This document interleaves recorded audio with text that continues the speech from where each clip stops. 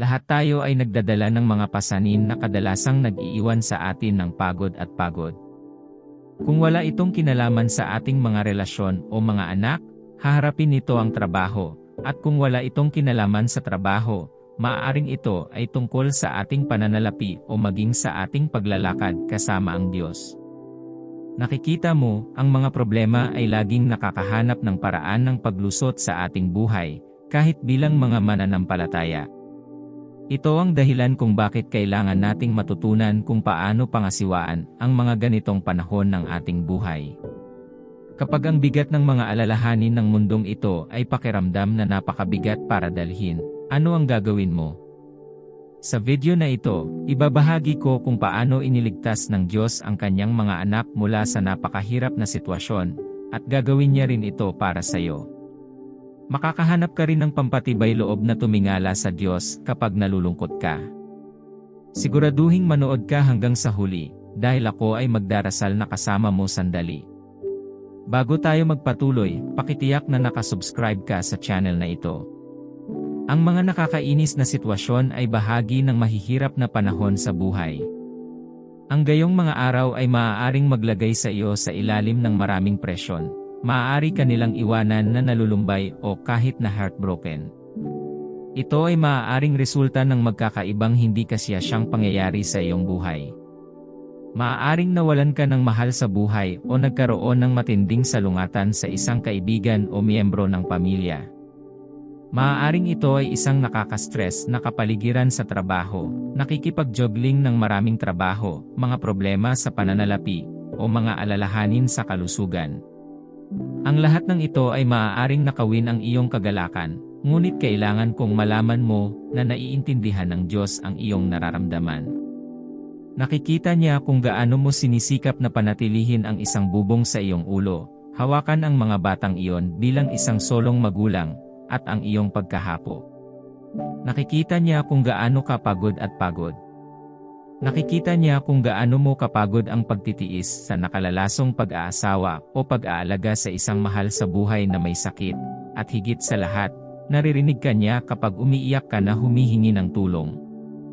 Sinasabi sa Isaiah 41:1, kaya't huwag kang matakot sapagkat ako'y sumasa iyo, huwag kang manglupaypay sapagkat ako ang iyong Diyos. Palalakasin kita at tutulungan ka. Aking aalalayan ka ng aking matuwid na kanang kamay. Ito ang isa sa mga nakapagpapatibay na talata sa banal na kasulatan. Nakasanayan na nating tawagin ang Diyos na ating Diyos, ngunit sa talatang ito, ang Diyos ang nagsasabi sa iyo, ako ang iyong Diyos. Sinabi niya na maaaring mayroon kang lahat ng dahilan upang malumbay at mapagod, ngunit dahil ako ang iyong Diyos, ang makapangyarihang Diyos, palalakasin at tutulungan kita. Upang kapag sinabi ng iba na sila ay mahina, maaari mong sabihin, purihin ang Diyos, ako ay malakas. Mga minamahal, sa pangakong ito, maaari mong harapin ang anumang hamon ng may pananampalataya at pagtitiwala. Maaaring hindi mawala ang sitwasyon sa isang araw, ngunit hindi ka manghihina, sa halip, ikaw ay magiging malakas sa Panginoon mong Diyos. Sa isang punto, lahat tayo ay nakadarama ng labis na pagkasalimuot ng ating mga kalagayan. Nakatagpo tayo ng mga hadlang na tila hindi masusugpo, at ito ang dahilan kung bakit nalulungkot tayo. Gayunpaman, sa mga sandaling ito na dapat kang higit na manalig sa Diyos. Magtiwala sa isa na may hawak ng sansinukob sa kanyang mga kamay, dahil walang bagay na hindi niya kontrolado. Ang sitwasyong nasa kamay, gaano man kabigat, ay hindi kayang madaig ang Diyos. Kaya, inaanyayahan kanyang ihagis sa kanya ang iyong mga pasanin. Kapag tumingala ka sa Diyos, kinikilala mo na ang kanyang lakas ay higit sa iyong sarili, at ang kanyang karunungan ay higit sa iyong pangunawa. Gusto kong ipaalala sa iyo si Haring David at ang buong bansang Israel. Sila ay nahaharap sa hindi mabilang na mga labanan na mas malaki kaysa sa kanilang lakas at puwersa. Minsan, kapag nasobrahan na sila, maiisip ng isa na susuko na sila. Ngunit ang ginawa nila sa halip ay tumingala sa Diyos. Sa ilang mga kaso, maaari silang umatras upang sanayin ang higit pang mga kamay para sa digmaan o, mas mabuti pa, sumuko sa kanilang mga kaaway. Ngunit naniniwala sila sa kapangyarihan ng panalangin. Sa ating panahon, kapag dumaan tayo sa ilang mga hamon, malamang naisipin natin na ang panalangin ay wala sa mga pagpipilian. Nararamdaman namin na ang pakikipag-brainstorm sa mas maraming tao o pagtawag sa mas maraming tao para sa tulong ay magiging mas mahusay, kaya hindi namin binabaliwala ang pagbabalik sa Diyos. Naisip mo na ba kung bakit nakipaglaban si David ng napakaraming laban ngunit walang natalo? Naisip mo na ba kung minsan napagod siya? Bueno, nakatala sa kasulatan na may mga pagkakataong nasiraan siya ng loob, mga panahong parang nag-iisa siya, at mga pagkakataong parang tinalikuran siya ng Diyos. Ngunit hindi siya tumingin sa ibang lugar, lalo siyang kumapit sa Diyos. Sinasabi ng 1 Samuel 30:6, si David ay lubhang nabagabag dahil pinag-uusapan ng mga tao na batuhin siya. Bawat isa ay may kapaitan sa espiritu dahil sa kanyang mga anak na lalaki at babae. Ngunit si David ay nakasumpong ng lakas sa Panginoon niyang Diyos. Pagkatapos ay sinabi ni David sa si Abiathar na saserdote, na anak ni Ahimelech, dalhin mo sa akin ang epod. Dinala ito ni Abiathar sa kanya, at nagtanong si David sa Panginoon, habulin ko ba ang pangkat na ito? Habulin mo sila, ang sagot niya, tiyak na maaabutan mo sila at magtatagumpay ka sa pagliligtas. Nangyari ang pangyayaring ito nang wala si David kasama ang kanyang mga tauhan upang makipaglaban sa mga Filisteo. Dumating ang mga Amalekita nang wala siya at nilusob ang Ziklag, kung saan siya nakatira noon kasama ang kanyang mga tauhan at pamilya. Siya ay lubos na nawasak, at sa pagbabanta ng kanyang mga tauhan na babatuhin siya, maaari sana siyang sumugod sa paghabol sa kanyang mga kaaway. Ngunit hindi tulad ng bawat normal na tao, naglaan ng panahon si David para hanapin ang mukha ng Panginoon. Tumingala siya sa Panginoon sa gitna ng kanyang kabagabagan, at hindi siya napahiya. Kung maaari kang tumingala sa Diyos, ang kanyang salita ay nagsasabi na ang iyong mukha ay liliwanagan, at ikaw ay magtatagumpay. Ang pagtingala sa Diyos ay maaaring mga hulugan ng maraming bagay. Maaaring mga hulugan ito ng panalangin, pag-aaral ng kasulatan, at pagsamba. Ang Diyos ay hindi nakikita, ni siya ay nasa tuktok ng ilang bundok o ulap kung saan siya ay pisikal na makikita. Kapag sinabi nating tumingin ka sa Diyos, ibig sabihin ay dapat kang magtiwala sa Kanya. Sa madaling salita, ang paghanga sa Diyos ay nangangahulugan ng paggawa ng anumang espiritual na gawain na maglalapit sa iyo sa Kanya. Sino sa tingin mo sa hitsura ng mga hamon? Sino ang mabilis mong takbuhan kapag nakakaramdam ka ng pagod? Ang sagot sa mga tanong na ito ay tutulong sa iyo na mapagtanto kung sino o ano ang iyong hinahanap sa lahat ng panahon. Kung ang unang taong naiisip mo kapag nahihirapan ka sa trabaho o hindi pagkakaunawaan ay ang iyong asawa o matalik na kaibigan, maaaring sila ang iyong tinitingala, hindi ang Diyos. Gusto ni Jesus na siya ang unang taong naiisip mo kapag na-stress. Gusto niyang siya ang unang taong maaabot mo kapag nawalan ng kontrol ang mga issue. Hindi niya sinusubukang kunin ang lugar ng iyong asawa sa iyong buhay, mas gusto niya ang kanyang lugar sa iyong buhay. Gusto niyang ikaw ang una at huli. Sa paglipas ng mga taon, napatunayang mabisang kasangkapan ang panalangin para labanan ang ating mga laban. Ito ay isang perpektong paraan ng pagbuhos ng iyong pagod sa paanan ng guro, at pakikipagpalitan ng iyong mga pasanin para sa kanyang kapayapaan. Kapag nakikipag-usap tayo sa Diyos sa mga panalangin, tumutugon siya sa isang paraan o sa iba pa.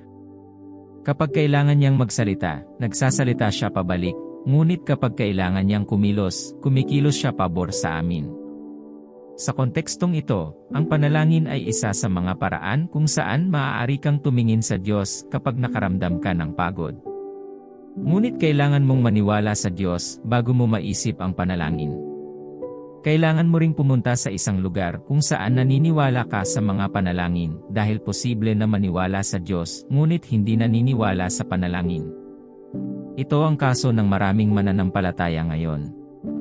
Naniniwala sila sa Diyos, ngunit dahil hindi sila naniniwala na gumagana ang panalangin, nabigo silang manalangin kapag direktang nangangailangan ng tulong ng Diyos. Una, Kailangan mong malaman na ang Diyos ay hindi niluluwalhati sa iyong kapaguran, at hindi rin siya natutuwa kapag nakikita kang malungkot. Kailangan mong maniwala na hindi lang siya Diyos kundi isa na sumasagot sa mga panalangin.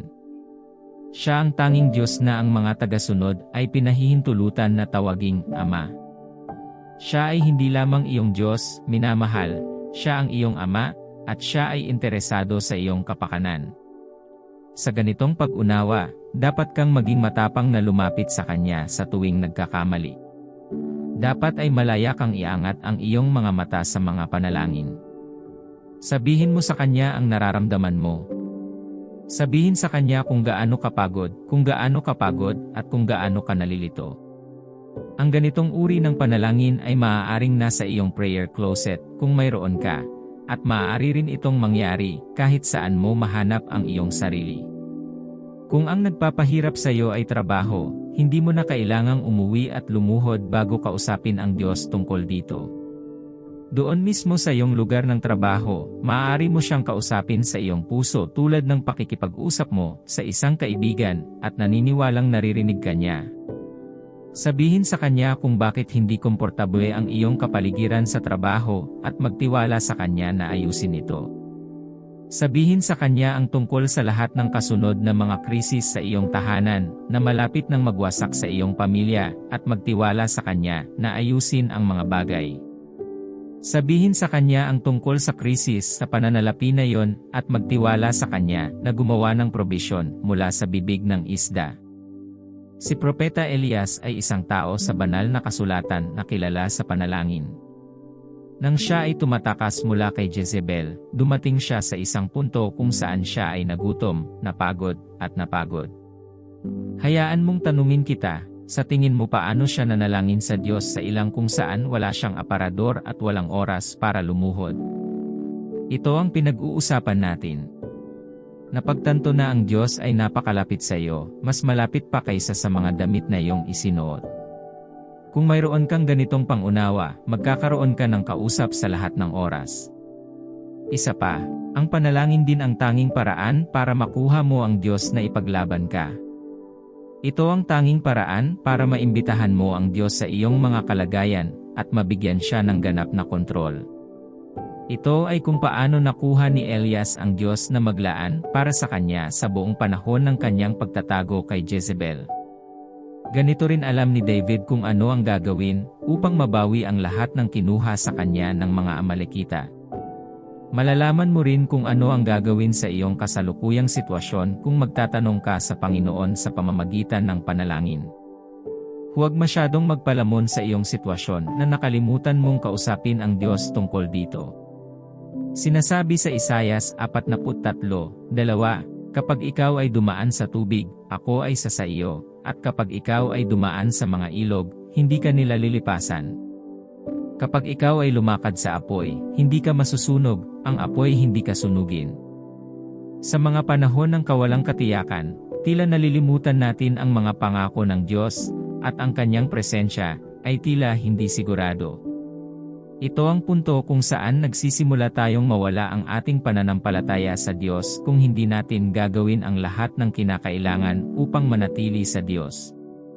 Kung paanong ibinubunyag ng mga hamon ang mga taong kayang tumayo sa tabi natin gaano man kalubha ang sitwasyon, ipinapakita din nito ang kalikasan ng ating pananampalataya sa Diyos. Ang pagtingala sa Diyos ay nagpapahiwatig ng pagkakaroon ng pananampalataya, gaano man kaliit. Sa kabilang banda, dumarating ang mga pagsubok upang subukan ang ating pananampalataya. Kung hindi ka makabalik sa kasulatan upang tiyakin sa iyong sarili ang mga pangako ng Diyos, malamang na tumingin ka sa ibang lugar. Tandaan, dumarating ang Diyos sa mga umaasa sa Kanya. Ipinaglalaban Niya ang mga nagtitiwala sa Kanya upang labanan ang kanilang mga laban.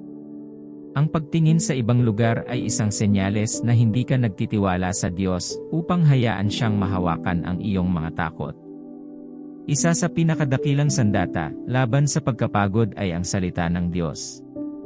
Kapag nakaramdam ka ng pagod, panghihina ng loob, o inabandona, ang salita ng Diyos ay nagdudulot ng kagalingan sa nasirang kaluluwa at nagbibigkis ng mga sugat. Ito ay lubos na mabisa sa pagpapatahimik sa nababagabag na dibdib dahil ang Diyos ay isang manggagamot, siya ay kapayapaan, at siya ay isang manggagamot. Maaari siyang maging anuman sa iyo kung titingnan mo ang lahat ng iba pang bagay at titingin sa Kanya. Ang salita ng Diyos ay isinulat para sa iyong paghihikayat. Ito ay isinulat para sa iyong ikatitibay at sa iyong pagtutuwid. Kapag binalikan mo ito sa panahon ng pagsubok, makukuha mo ang ginhawang hinahanap ng iyong puso.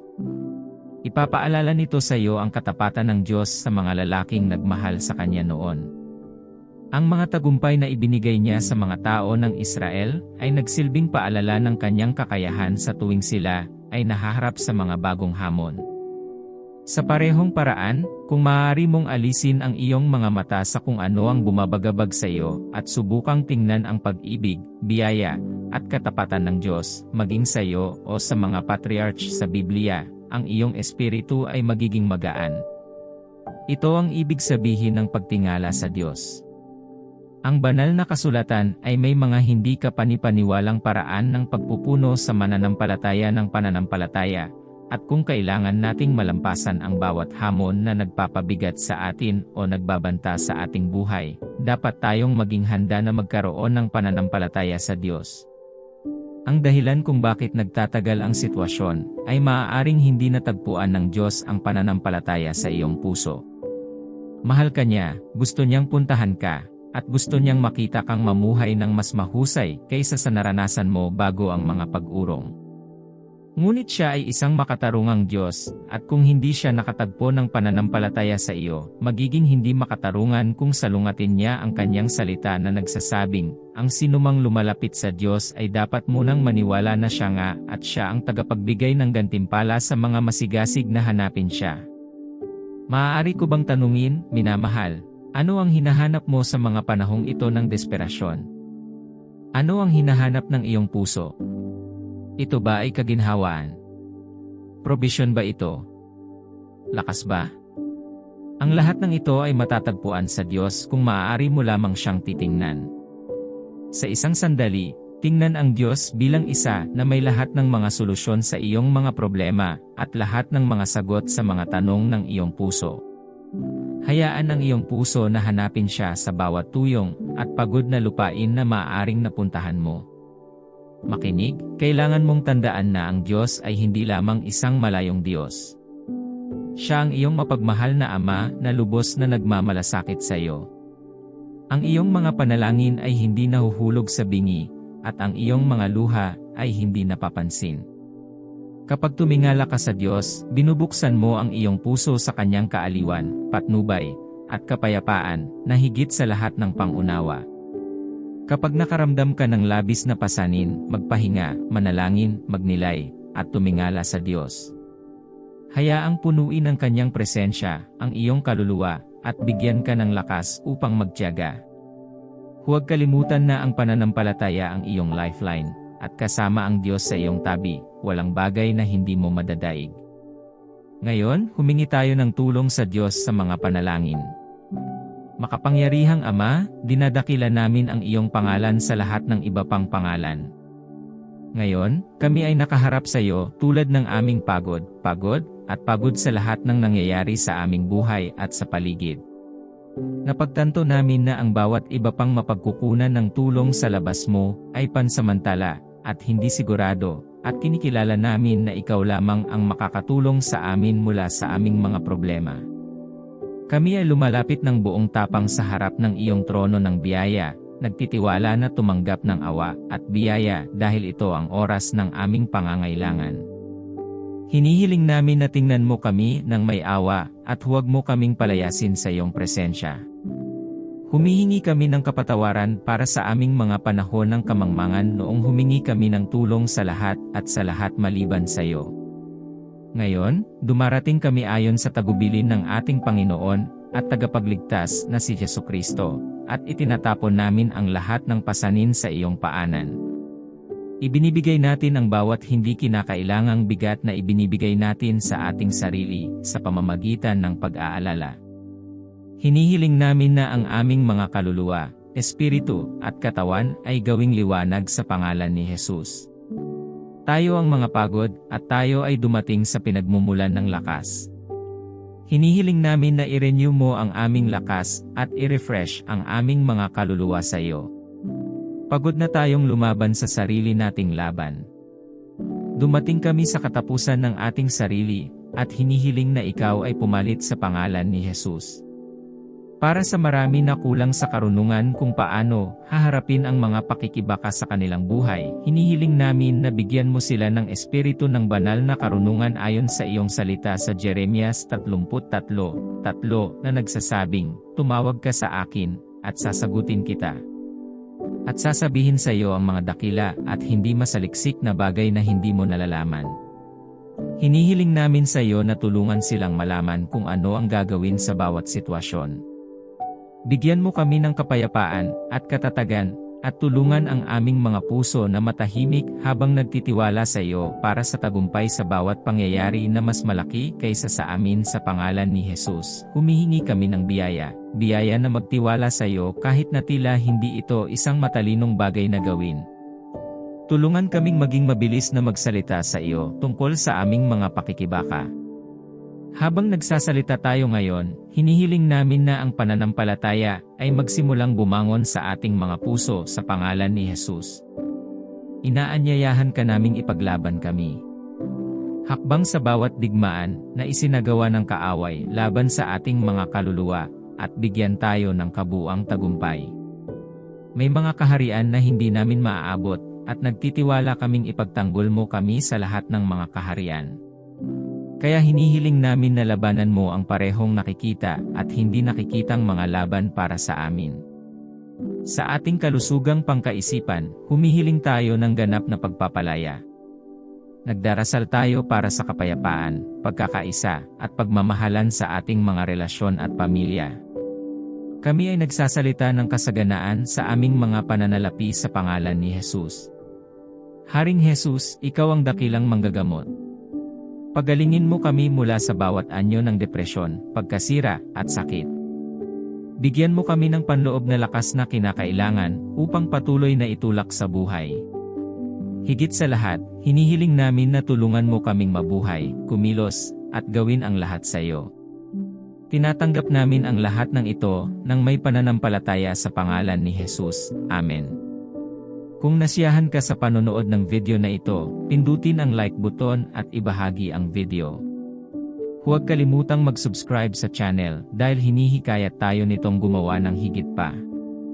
Narito ang isa pang maaaring magpabago sa iyong buhay.